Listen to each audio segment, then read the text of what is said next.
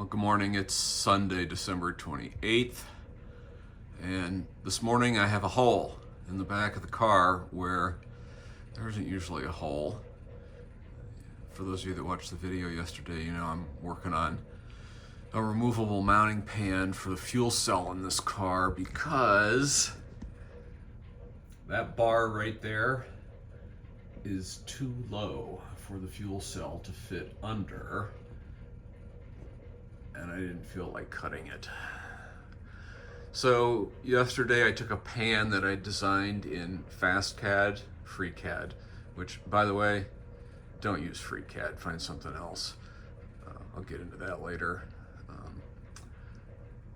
Sent off to SendCutSend. They very graciously fixed the FreeCAD mess ups and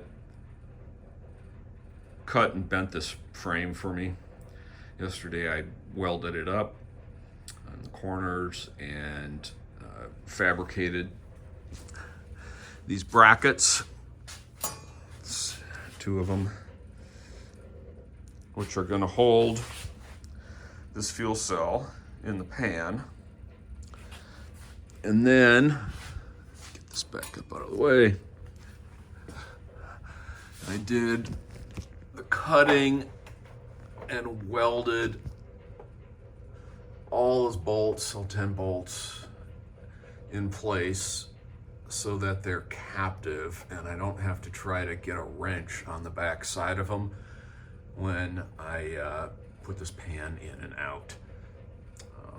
So that, for my fledgling fab skills, that was a bit of a challenge to get those plumb welded and lined up with the holes in the pan. Drilled the holes first and then used them to mark the holes for the bolts.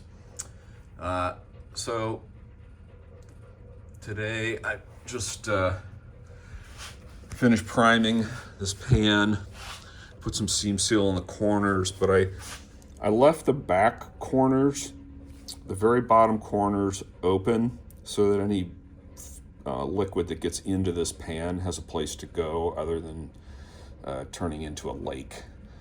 We'll see how that works out. The brackets on the back side have 2 bolts. Brackets on the front side just have 1. My reasoning there is that the most likely form of collision in these cars is a sudden stop, so most of the force is going to get applied to the back of the straps. I was able to find and use some 3/4 inch quarter 28 bolts, and the pan is just big enough that I can set the fuel cell in it, and then the brackets with the bolts will squeeze past and plunk into those holes. And I'm going to use the existing holes in the fuel cell to mount the top of the straps. So just sort of in priming and painting and waiting around stage with that.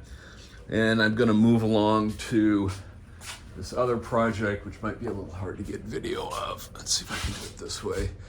So at some point or another, there was a major collision on the front end of this car that nearly ripped this frame horn off, or did.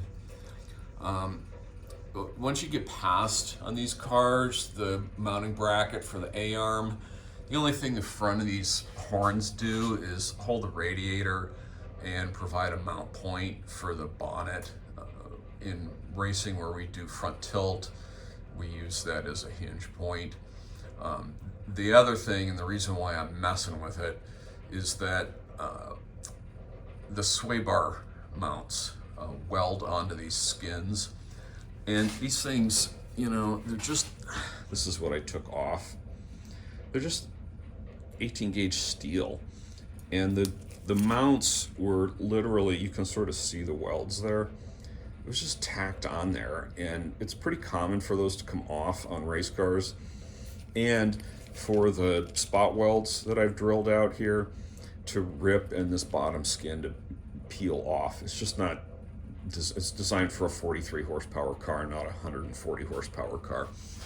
So what I'm going to do here, which is also what's done on my blue car, the one that I drive, is instead of just having skins across these horns, I'm going to put a solid piece across. That'll give me more rigidity, more strength. It'll also give me something to pull that horn down to. You can't really see super well, but it's still got a little bit of a upward curve to it, more than the other side, and a little bit of a twist. And if I have something I can squish it down to before I weld it up, that'll be better, and it'll be stiffer and stronger and better for racing in the long run. So that's what I'm up to today. I got my piece roughly marked out here, and I haven't decided if I'm going to try to cut this with a saber saw or the angle grinder yet. They're both messy and loud.